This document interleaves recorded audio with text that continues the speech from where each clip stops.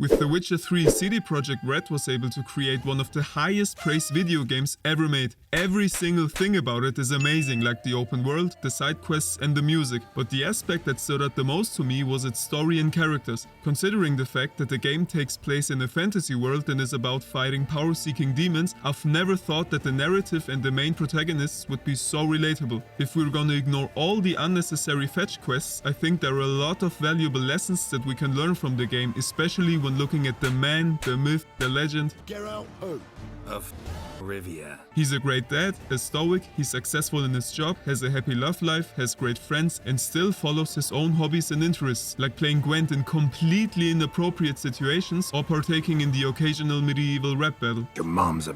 But depending on your playstyle, he can also literally be a lone Sigma wolf who sells his own daughter just for the grind. In this video, however, I will mostly refer to the good decisions, like not selling Ciri to Emir and also giving her the freedom she needs while not being overprotective. But enough talking. So kings and queens, let's get started. Okay, let's go.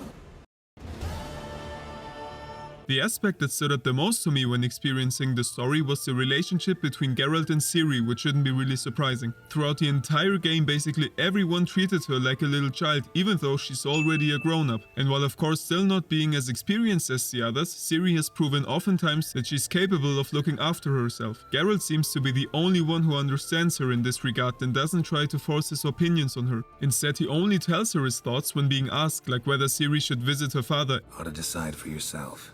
But I want your opinion.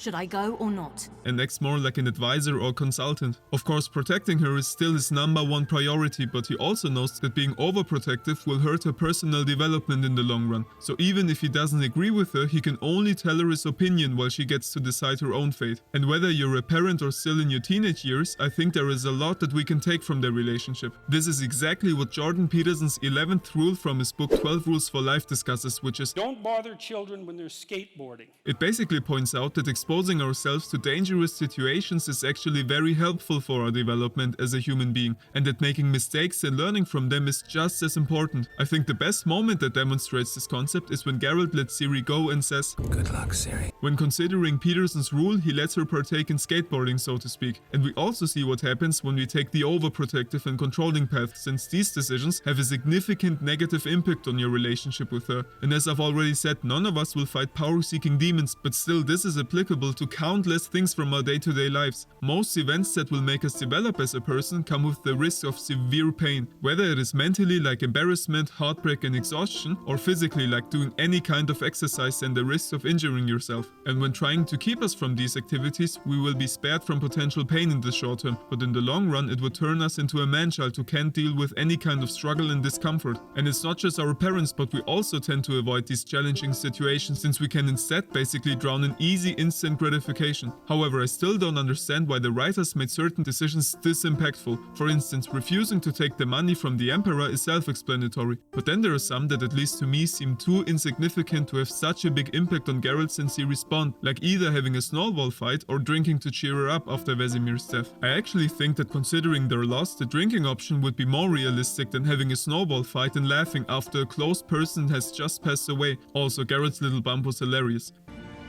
But even if so, how should we know that an innocent answer like "you don't have to be good at everything" would lead to this? And another point that I didn't really like is the Empress ending, which is the one that I got. Ciri's story was about following her own decisions, however to me she didn't seem happy in the end, despite her assuring him that this is what she really wants. Also, when she visits you in the end of the Blood and Wine DLC, which is by the way the greatest thing ever made, she says when you get the Witcher ending that she loves being one. I'm doing what I ever wanted to do. Being who I wanted to be. I believe that's one definition of happiness. But in the Empress ending, Just between you and me, I'm not certain I'm cut out to rule, govern, all that. And I know people say that this is the good ending for the world, but a bad or bittersweet one for her and Geralt, which reminds me of another game. But it still bothered me a little bit because I thought not visiting her father would be manipulating as well. And speaking of The Last of Us, this concept is also beautifully demonstrated with Joel and Ellie. And in case you haven't played the game, just skip to this point to avoid spoilers. Joel has refused to give her a gun ever since their journey started. But then after being attacked by a hunter, she's the only reason why he survived. She took initiative, picked up a gun and shot the attacker. After this incident, Joel realized that she might be of big help and he taught her how to handle a weapon. I actually like the show's version of this scene more, but never mind. As a consequence, she became more independent, and this is how she was able to keep Joel alive after he was wounded badly and survived the entire David section all by herself. If Joel hadn't given her a gun and taught her how to defend herself, it probably would have turned out very differently. With Sam and Henry, we see what consequences being overprotective can have. Henry only wants Sam's safety and doesn't let him do anything by himself, which eventually leads to him dying. And in these games, making mistakes would probably lead to death, but in our lives, the vast majority of them only come with pain that is in no way dangerous for us. So again, the most painful experiences that our parents or ourselves want us to avoid will probably have the best outcome for our personal development. It can be so many things, like approaching your crush and exposing yourself to the possibility of a hurtful rejection. And even if this will happen, then you will learn how to deal with rejection, which is also very valuable. Anyways, a great way of dealing with these potentially painful situations is Stoicism, which Geralt also embodies.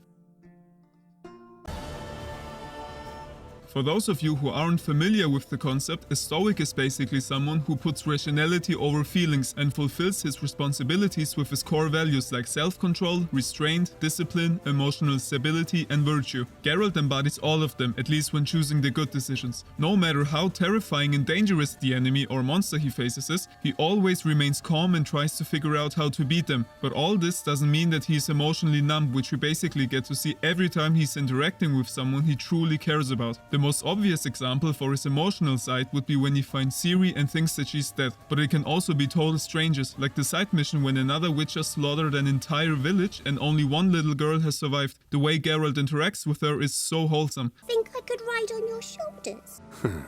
So long as you promise not to pull my hair. I promise. So again, it's not like he doesn't feel anything, but instead he doesn't let his emotions dictate his actions. When considering these two sides, I think another great advice that Jordan Peterson gives applies to Geralt as well. You should be a monster, and then you should learn how to control it. When necessary, he's a literal killing machine and everybody can rely on him, which would be his monster side. But on the other hand, he also has a soft side, as we have said, this would be his controlling part. Anyways, another important aspect of Stoicism that Geralt embodies is honesty. Doesn't matter how much it will hurt the person, he always tells the truth and also cuts right to the chase. You weren't a good father.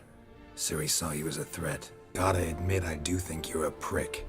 Not because you couldn't control them, but because you drove them away. And this is rule 8 of Peterson's book, which is Tell the truth, or at least don't lie. especially these days, it seems that feelings are more important than rational arguments. Everybody's offended so easily, it's insane. But Geralt doesn't care at all. If someone has screwed up, he doesn't sugarcoat anything, but calls the person out on his misbehavior. We see this weak mentality of our society everywhere with slogans like, It's okay to be weak. I mean, I totally disagree on that. Or let's put it this way, it's okay to be weak, but not okay to stay weak. And this brings us to the next point of how we can become more like a Witcher and make use of the Stoic philosophy. It is said that Witchers aren't born, they are made. And this is the same thing with us. Nobody's born a certain way, but we have to work for it. I think Geralt's backstory gives more insight to this. The Witcher trials are extremely brutal, but if you pass them, you're an extremely skilled, reliable and emotionally stable warrior. For us normal humans, it's the same thing. In order to be prepared for difficult times and not being overwhelmed by them, we voluntarily need to go through tough situations. This way we will also stay calm, collected and focused during hard and unexpected situations, just like Geralt, without letting our emotions overcome us. Additionally, this hard work will make us an expert in our profession so that others will come to us when having a problem, just like people turn to Geralt even though many are afraid of him. To sum it up, view the Stoics not as against feeling or emotion, but as in favor of seeing the world accurately, living by reason and staying detached from externals.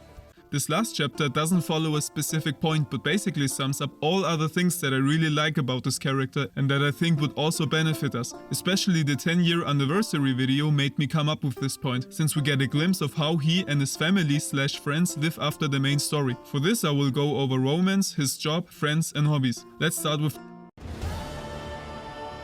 Of course, this one heavily depends on how you played the game, but the two good ways are you either are in a committed relationship with Yen or Triss, or you tell neither of them that you love them and you're a free man getting laid with all the women that you meet on your journey as a Witcher. However, one thing that really bothered me is that he really came off as a simp, especially when being with Yennefer. When being around any other girl, he seemed masculine and confident, but for some reason he behaved really needy when being with her, always telling her how beautiful she looks and all that. Even Ceres noticed it. Please don't tell me you have to consult Yennefer Yennefer on such things as well. Anyways, after I completed the story and watched the end credits, I thought that maybe he and Yen would enjoy themselves for a week or maybe a month, but then they would probably be very annoyed by each other when they have nothing else to do except for going for walks. That's where his job, interests and friends come into play, as we see when he rather drinks with his pals instead of spending time with her, since he hasn't seen them in a very long time, which shows that he can be unneedy as well, if that's even a word.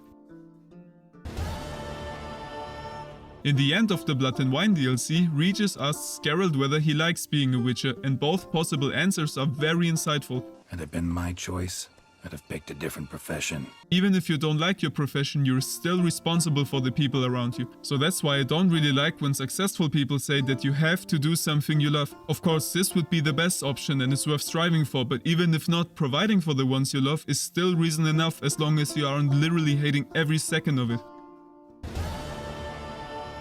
Even though Geralt, or Witchers in general, are considered to be lone wolves, we see that he truly cares about his friends. Whether it's Dandelion, Zoltan, Jiris, or his fellow Witcher comrades. Without them, he wouldn't have been able to find Ciri and help her defeat the Wild Hunt. But on the other hand, without Geralt, Zoltan would be screwed financially, or Dandelion's girlfriend would be dead. This is what I would consider true friendship with mutual respect. In the 10-year anniversary video, it was so awesome to see everyone gathered around and just having a good time. This again shows us that Stoicism doesn't mean being emotionally numb, and when not being occupied with work or any other important business like saving the world, he follows his own interests/hobbies. The most obvious one would be playing Gwent and collecting every card available, but also competing in the occasional fist-fighting tournament or partaking in horse races. So when we look at every point, I would say that he really is a perfect man and lives a very rich and fulfilling life. And before some of you will comment that the life of a Witcher actually sucks, I haven't played the first 2 games and haven't read the books, so if I got something wrong, I apologize in advance. But especially after the Blood and Wine DLC, it felt like his life is quite positive despite the circumstances of the world. I was so lost in the breathtaking Toussaint and its people, I think I've never experienced a harder hitting post-game depression. Anyways, if you've enjoyed this video, I cover all sorts of fictional characters that I think convey valuable lessons apart from just being entertaining on this channel, so feel free to check them out as well. Thank you so much for watching the video.